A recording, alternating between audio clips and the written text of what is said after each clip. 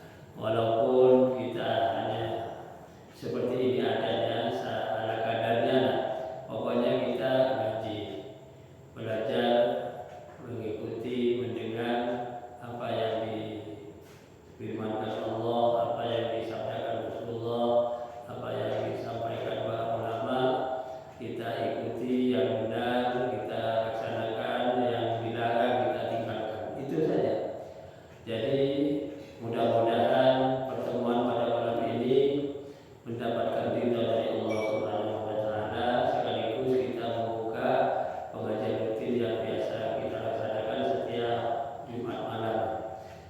Saya pribadi menyampaikan nuhannikum bi munasabati dzikra Idul Fitri Mubarak anjalana wa iyyakum minal aidin wal faizin wal maqbulin kullu amin wa antum bi khair taqabbalallahu minna wa minkum Allahu taqabbal karim. Saya pribadi mohon maaf lahir batin kepada panjenengan semua karena jemaah kawan kosong-kosong. Jadi kita tidak ada kesalahan di antara kita. Mungkin ada hal-hal yang kurang berkenan, saya mohon maaf yang sebesar-besarnya. Hadirin hadirat yang berbahagia, di malam ini saya akan menyampaikan sedikit berkaitan dengan wasiat dari para penjaga. Penjaga itu orang-orang yang punya istilahnya karomah atau keistimewaan tersendiri berkaitan dengan amal-amal yang kita lakukan selama ini, khususnya kemarin di bulan Ramadan itu sudah kita melaksanakan ibadah puasa juga. Bahkan bukan hanya puasa tapi juga amal-amal yang lain, sholat tarawih, sholat witir, sholat tahajud, dan qiraatul Quran, mungkin semaan Al-Quran, mungkin bersedekah, dan seterusnya dan seterusnya.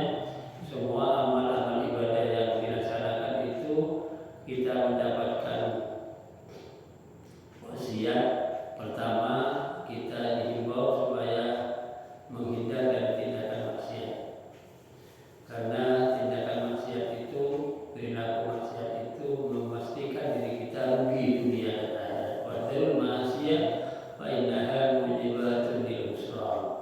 Hendaklah kalian semua meninggalkan perilaku atau aktivitas tindakan maksiat, karena melakukan perbuatan maksiat itu melanggar aturan Allah, itu memastikan diri kita rugi dunia dan akhirat. Wa'lamu annal hasanati yudhibnas sayyi'at. Ketahuilah bahwasanya kebaikan, amal-amal ibadah yang baik itu menghapus tindakan negatif atau bermaksiat kepada Allah, khususnya mungkin sebelum Ramadan banyak dosa, begitu kita melaksanakan puasa oleh Allah dimaafkan semua, diampuni semua dosa-dosa. Tapi juga Allah mengatakan bahwa wasiat ini dilanjutkan pada dari tasbiyat yutil dan amal. Demikian juga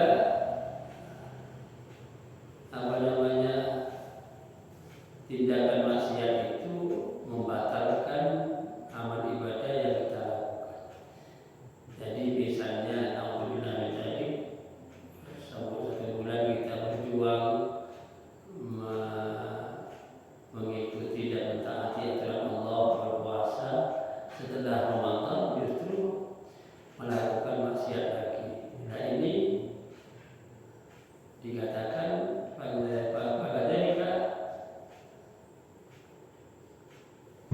yuktina sholihal amal. Jadi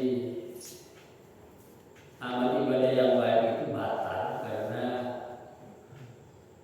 melakukan tindakan maksiat. Setelah melakukan amal yang baik, mengikut sertakan dengan tindakan yang jelek. Dikatakan di sini bahwa innamal alamat kubulil hasanah amalul hasanah tiba dari sesungguhnya tanda dikabulkan amal perbuatan baik yang kita lakukan itu tandanya ada, yaitu melaksanakan dan melakukan amal baik berikutnya dengan berkesinambungan. Mungkin puasa tidak ada ya, karena hanya 1 bulan itu saja. Namun ada puasa sunnah. Kalau ibadah puasa seperti Senin Kamis, ada lagi hari putih tanggal 13, 14, 15 bulan Qamariyah. Tanggal Jawa itu ya, bukan bulan Syamsiah. Namun demikian, amal-amal soleh itu bukan hanya puasa, bahkan yang pokok itu lebih kuat posisinya, lebih penting juga 5 waktunya, sholat 5 waktunya. Bahkan sabda Nabi itu as-sholatu imaduddin. Sholat itu adalah tiang agama. Aman aqamaha faqad aqamati. Barang siapa yang menegakkan sholat, maka sungguh dia menegakkan agama. Wa man tarakaha faqad hadamati. Barang siapa yang meninggalkan sholat, justru dia yang merobohkan agama. Nauzubillah. Jadi kalau agama Islam itu digambarkan sebagai suatu pembangunan gedung misalnya, atau mushola atau itu, sholat itu digambarkan sebagai tiangnya atau jaganya, seperti 4 ini jaga dari mushola dari negara. Jadi sholat posisinya seperti ini. Ini harus kuat betul fondasinya. Adapun yang lain mungkin ada jendela, ada beranda, itu bagian dari perlengkapan. Tapi yang pokok pilar-pilar atau jaga. Nah, amal ibadah yang bisa kita buktikan dengan wasiat tadi bahwa tanda terkabulnya amal ibadah kita itu justru amal-amal ibadah yang lain kita laksanakan setelah Ramadan dengan istiqomah atau berkesinambungan tadi. Wa inna alamat rabbiha tuba bi qabil af'al. Ini sebaliknya tanda tertolaknya puasa kita, khususnya yang kita lakukan kemarin itu, tandanya bisa kita rasakan sendiri, yaitu melakukan tindakan maksiat. Apa orang itu lepas dari maksiatnya? Makanya di sini dihimbau supaya kita menjaga diri jangan sampai melanggar. Kelemahan manusia itu di situ selain Nabi tidak masuk dari dosa, tidak terjaga dan tidak terhindar dari tindakan maksiat. Namun orang yang mencari ridha Allah hidupnya mulai sekarang sampai besok, sampai di akhirat dan seterusnya, itu orang itu andai kata terlanjur bermaksiat, dia segera bertaubat. Maksudnya tidak mengumpulkan maksiat terus-menerus. Karena memang kelemahannya manusia, khususnya Bani Adam, manusia yang seperti awal dewi ini ya baiknya ada mungkin, tapi jeleknya tidak tidak lebih sedikit dari yang baik. Oleh sebab itu disarankan dalam hadis Nabi begini, ittaqillah haitsu ma kunta. Bertakwalah kalian kepada Allah di mana saja kalian berada. Wa atbi sayyi'atal hasanata tamhuha. Dan hendaklah kamu mengikut sertakan tindakan jelek itu segera ditutup dengan tindakan positif, amal ibadah. Karena yang jelek tadi akan diampuni oleh Allah Subhanahu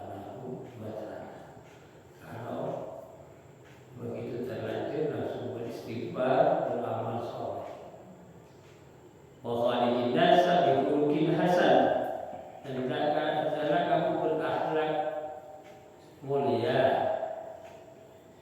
kepada manusia maksudnya. Bihulukin hasan. Ya, yang pokok berakhlak kepada Allah itu mentaati aturannya, diwujudkan dengan tindakan positif lima waktu itu akhlak mulia. Tapi naudzubillah min dzalik, kalau mengaku dirinya sebagai hamba Allah, beriman, beragama Islam, tapi nyun sewu tidak pernah mengingat Allah dengan bentuk sholat, itu namanya kurang ajar kepada Allah. Itu bahasa yang agak keras, agak gimana? Kalau orang sekarang, wah ini kurang ajar. Karena apa? Tidak berakhlak kepada Allah. Berakhlak kepada Allah dan kepada sesama. Ini wasiat yang berkaitan dengan perilaku kita kemarin itu sudah cukup kiranya bagi kita untuk introspeksi diri. Ke depan itu diusahakan diri kita berusaha semampunya menghindar dari tindakan-tindakan yang negatif atau yang maksiat. Tapi banyak melakukan amal ibadah yang positif, yang baik. Saya baru saja di pondok itu baca kitab Bidayatul Hidayah. Yang dibahas tadi hal-hal yang berkaitan dengan diri kita masing-masing, terutama anggota badan kita.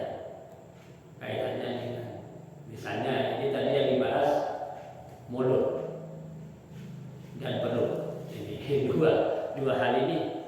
Kalau mulut ini dicontohkan oleh Sayyidina Abu Bakar bahwa beliau itu setiap hari mengganjil lisannya. Mulut beliau itu diganjil dengan batu. Maksudnya supaya batu yang mengganjal mulut itu tidak mudah mulut itu mengucapkan sesuatu kecuali darurat ya gitu. Karena banyak orang celaka dirinya atau tidak selamat itu sebab mulut. Ada jauh gini, hifdzul lisan, selamatul insan hifdzul lisan. Selamatnya manusia itu dengan memelihara mulutnya. Sedang membakar di situ. Kalau awal diri bagaimana? Apa pernah mengganjal mulut diri sendiri dengan ganjil apa dia dikasih apa gitu, tidak waktu supaya tidak asal ngomong kan gitu. Nah ini.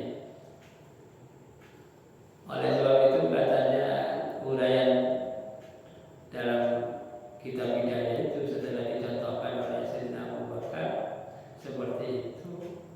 Ya, ternyata mulut itu harus betul-betul diperjuangkan supaya tidak asal ngomong, tidak asal bicara. Kalau bahasa yang lebih ke kampung-kampungan katanya tukul katro itu ya cerewet gitu. Cerewet itu kan banyak ngomong namanya. Nah ini yang diantisipasi oleh Sayyidina Abu Bakar, beliau sendiri itu supaya mulutnya tidak sanggup. Ini untuk menyelamatkan mulut dan kaitannya dengan diri sendiri lewat mulut ya. Yang kedua, pembahasan tentang perut. Perut itu harus kita jaga dari hal-hal yang sekiranya kemasukan barang yang haram dan subhan. Jangan sampai memasukkan barang yang haram, apalagi yang haram dan subhan aja tak. Jadi harus memasukkan ke perut itu makanan atau minuman yang halal gitu. Apalagi yang haram, yang subhan aja tak. Supaya perutnya itu selamat. Itu ada pembahasan sedikit kaitannya dengan perut itu. Awal ini untuk mencari barang makanan dan minuman yang halal dengan menjadi sungguh-sungguh semangat tidak mencari yang haram. Begitu sudah dapat makanan misalnya, itu harus dibatasi. Tidak asal dimasukkan semua karena halal, atau dimasukkan semua sampai di atas kenyang atau tuh bahasanya. Jadi kita kalau makanan, walaupun katanya orang sini 4 sehat 5 sempurna, makanannya makanan besar kalau bahasa Kliwon, yang enak-enak, memancing rasa bergairah, tapi tidak dibatasi sehingga perut diisi dengan makanan yang halal itu sampai tidak bisa bergerak, kenyang. Kenyang ini kalau Rasulullah kalau dahar itu kan, Rasulullah kalau dahar nikmat, pokoknya batasnya begini. Kalau Rasulullah dahar itu sebelum tua sudah berhenti. Contohnya begini, sahabat saya makan 1 porsi misalnya ya, ini makanan enak ini, dilala prasmanan katanya orang. Wah, saya biasanya makan 40% piring itu misalnya, 40% piring makan itu habis, itu mama saya tambah itu masih enak karena memang enak makan. Tidaklah tidak sampai 100% 1 porsi makan. Tidak sampai 1 porsi yang cukup itu, kurang dari situ. Rasulullah itu sebelum kenyang, sebelum tua itu sudah berhenti. Ada hikmah penting itu untuk kesehatan. Setelah diteliti itu, yang menggiling makanan itu kan kalau ini apa namanya, dari apa namanya, babat ya. Kalau ini ya, kalau keberatan itu kan motornya itu berat. Itu yang sebab orang kadang-kadang kena sariawan khusus bahasanya. Ya karena motornya itu keberatan. Harus kasih sariawan khusus obatnya.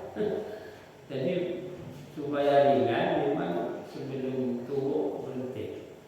Antuk tasawuf dibatasi. Tidak asal langsung karena enak, nafsu seleranya tinggi, wah makanannya dihabis. Waduh, ini makanan halal bukan haram. Ini yang halal harus dibatasi. Ternyata isinya di situ karena kalau kenyang menyebabkan hati kita keras. Tidak akan punya hati yang bening. Bening itu empuk dan bersih kalau kenyang. Dan menyebabkan hafalan lupa, mudah lupa. Itu kalau kenyang. Ya, oleh sebab itu harus dipertimbangkan diri sendiri lewat makanan atau minuman, perlu itu dijaga, diwanti-wanti di situ supaya tidak kemasukan bahan yang haram, juga yang subhat. Setelah dapat yang halal dibatasi, jangan berlebihan. Maksudnya kalau makan sampai di atas kenyang itu malah hukumnya haram itu. Man akala fawqa sibat bahwa haram. Barang siapa yang makan di atas kenyang, sudah kenyang tapi tambah lagi di atas kenyang, di atas itu haram. Tambahnya itu maksudnya, menambahkannya itu haram. Bukan makanannya yang haram, tapi menambahkan dari atas di atas standar itu haram. Masuk standar saja kenyang itu lambat mengeraskan hati. Dan makan kenyang itu memperkuat syahwat. Ini yang diantisipasi, naudzubillah terjadi, supaya kita tidak asal-asal. Oleh sebab itu banyak yang perlu kita bahas dalam pengajian itu, walaupun sederhana, tapi yang mengena pada diri kita sehari-hari. Sebetulnya itu karena mau mencari surga atau juga sebaliknya mendapatkan neraka tidak jauh-jauh dari diri kita. Kan gitu. Bahkan melekat pada badan, mata, telinga, mulut, perut, kaki, tangan, kan gitu. Itu bisa menyebabkan kita masuk surga. Tidak usah pergi jauh-jauh kan begitu. Ya kalau pergi jauh-jauh bukan dilarang, boleh. Tapi kalau Anda mau jadi surga lewat diri Anda sendiri, itu sudah posisinya yang sangat dekat. Sebaliknya akan mendapat neraka dari diri sendiri. Tidak jauh-jauh juga kan gitu. Nah, oleh sebab itu di sini ada pemahaman sederhana yang perlu diperhatikan oleh kita. Jadi kita kalau mau mencari ridho Allah, barokah dalam hidup ini, bahagia, dia di dirinya sendiri dan lingkungannya sendiri, tetangganya sendiri. Tidak usah jauh-jauh. Saya pernah ngaji pada seseorang ahli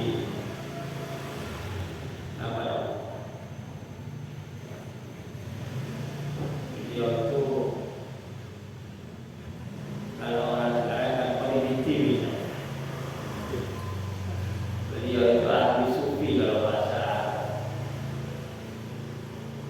membahas kepada sesuatu yang substansial untuk diri sendiri.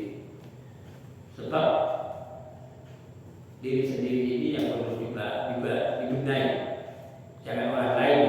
Nanti orang lain setelah diri sendiri sudah beres, sudah selesai, baru pindah gitu cerita. Dan substansi dalam diri sendiri itu kan hati. Ini hati ini bahasa yang sederhana itu harus bersih kan gitu ya. Tidak ada rasa takabur, hasud, dolim, iri hati, dengki dan seterusnya. Pokoknya penyakit-penyakit kayak itu bahaya. Ada di dalam badan kita, alhamdulillah. Ini tapi ada 5 komponen penting dalam hati itu supaya kita paham. Ini juga kalau tidak ngaji kan tidak akan tahu. Pertama basirah. Basirah itu mata hati. Jadi hati itu ada matanya juga kan gitu. Ini pembahasannya sangat detail dan substansial. Yang kedua domir. Domir itu karakter. Yang ketiga Tuhan. Tuhan itu hati yang mengandung bahasa yang orang bilang sanubari. Sanubari itu bahasa Arab itu. Di dalam kitab itu dikatakan sanubarius saja. Nah, jadi bentuk Fuad itu memastikan ini boleh, ini tidak, itu Fuad. Kalau yang domir tadi itu akhlak atau karakter seseorang, etika dan seterusnya. Ini orang yang tidak punya etika itu berarti domirnya itu sudah rusak. Ya, ini maaf. Nanti kalau dibahas dari sisi substansi yang dari dalam. Terus yang keempat asrar. Asrar itu konsekuensi dari 3 tadi. Yang bahkan dari 4 yang lain. Yang kelima atau yang keempat itu konsekuensi. Jadi orang itu kalau sudah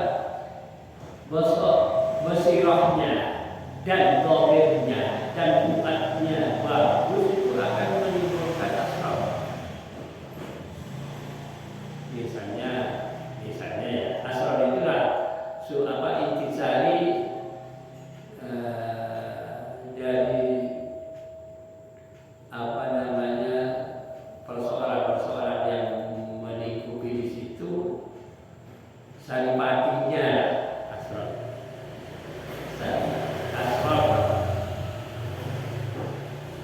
Misalnya ini basirahnya berfungsi, domirnya berfungsi, fuadnya berfungsi, pasti orang itu kalau ngomong itu, kalau bahasa sini apa?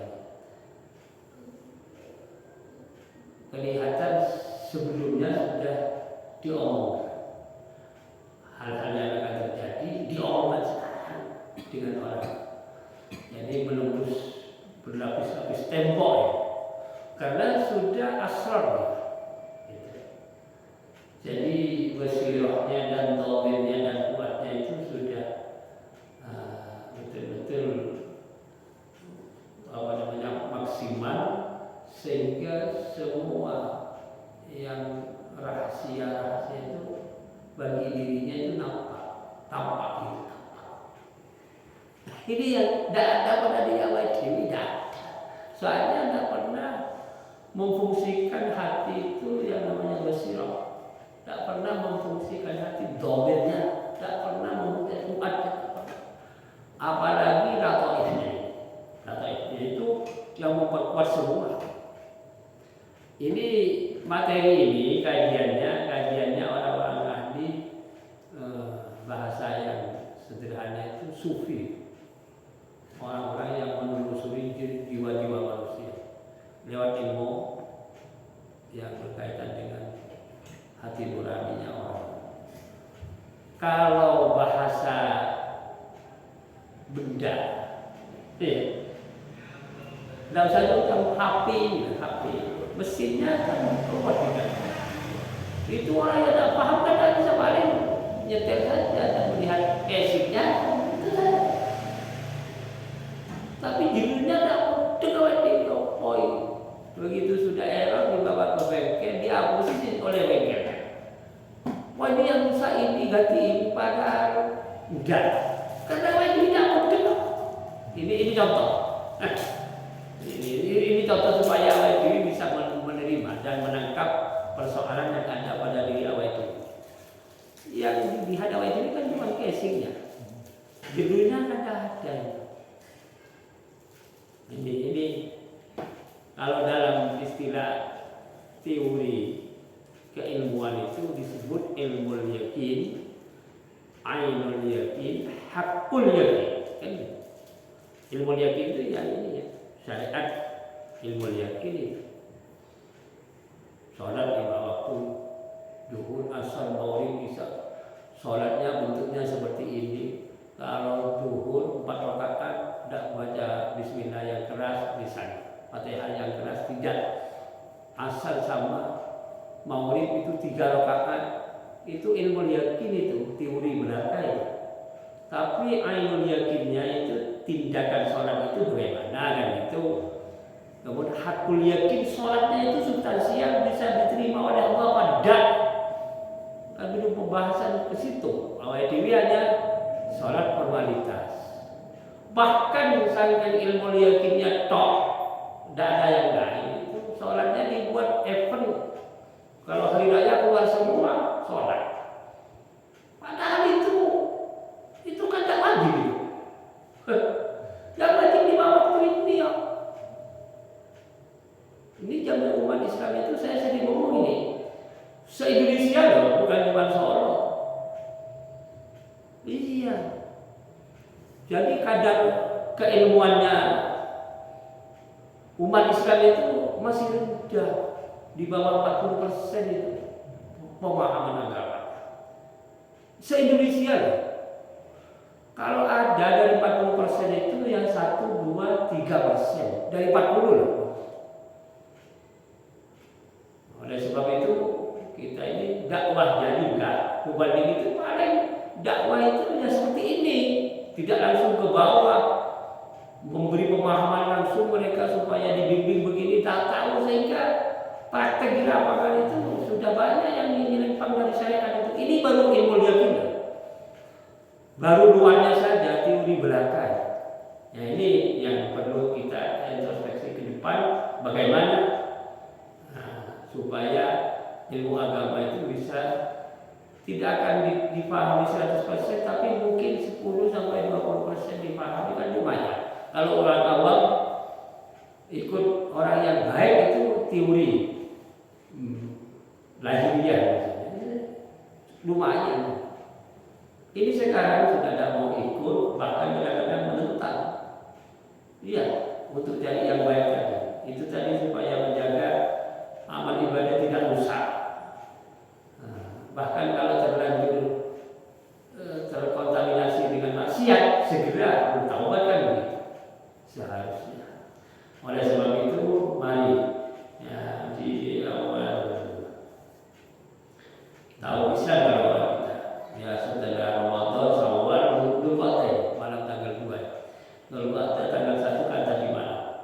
lagi. Sekarang tanggal 2 ke depan kita semangat untuk bisa menambah ilmu pengetahuan, karena ilmu itu modal utama. Dari semua yang diperlukan harus pakai ilmu kalau ingin jadi yang benar gitu.